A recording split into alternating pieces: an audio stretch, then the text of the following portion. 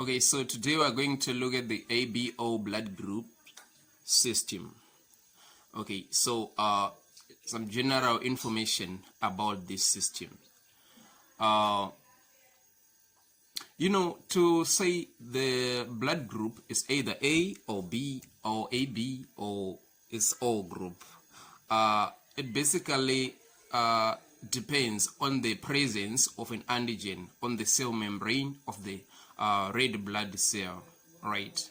So if you take blood from two different people, it will either agglutinate, thus clumping, or sometimes it doesn't. So that mystery was solved in 1901 when an Austrian scientist called Karl Landsteiner, when he solved that mystery, he got an award in 1930, right? So he is the one who recognized these things called antigens on the RBCs, right? So during the 6th month of fetal life, right, the agglutinogens or these antigens, they will be seen, right? So they are either you can either find antigen A or antigen B, right? But they are not only found on the red blood cells, they are also found in the kidney, in the liver, in the lungs, in the pancreas, or in the salivary glands. So 2 to 3 months after birth, the plasma cells, which are stimulated B cells, they produce antibodies, also known as the agglutinins, in response to the antigens. So you have two classes of these antibodies. You have anti-A or beta antibodies, here shown in blue. Or you have anti-B, which are also known as alpha antibodies, these ones. Okay, so they are gamma globulins, which are mainly IgG and IgM immunoglobulins. Okay, so now we are going to look at who can give blood to who and who can receive from who. But firstly, I need to tell you once again that these antigens, we express them on our red blood cells. We actually get them like genetically by simple Mendelian inheritance. Okay, so the main importance of knowing these blood groups is for blood transfusion. So why would someone need blood? Maybe after like having a trauma or after surgery, or hemorrhage, yeah, something like that. Okay, so here you have a person who is A, here you have B, here you have AB, and here you have O. Okay, so here you have the red blood cells, right?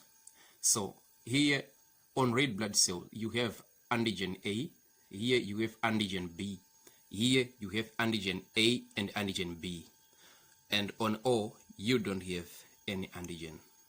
All right, and it's very, very important. All right, so here in the plasma you have immunoglobulins.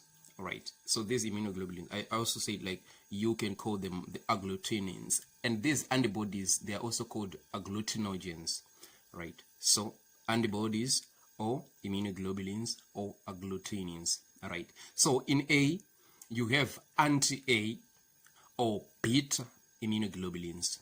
In B, you have anti-B or alpha immunoglobulins. In AB, you don't have any. And in O, you have both of them, anti-A and anti-B, right? So here you have a patient, or also known as a recipient, and here you have a donor, right? So A, blood group A, okay, let me use this one as an example, right? So if you take blood from B, right? If you take blood from B, this red blood cell, and put it here, it will be attacked by these beta immunoglobulins, it will be attacked, and vice versa, right? So A can only receive from another A or from O, right? But she can give to A and also to AB, right? Then B can receive from B or from O, but can give to B or AB, right? And AB is so nice because she can receive from A, B, AB, or O. We're saying it's so nice. No, it's so sad. That's why she is crying, right? Because she doesn't have anything, right? She doesn't have any immunoglobulin, right? But so because of that reason, she is selfish. She can only give to AB, right? She can only donate to AB, right? And lastly, on O, O can only receive blood from another O, but she is really nice to us. She can donate like to everyone. So she is a universal donor, and AB, I said, she is a universal receiver, right? So if you like this video, please subscribe and leave a comment in the comment section, right? And share.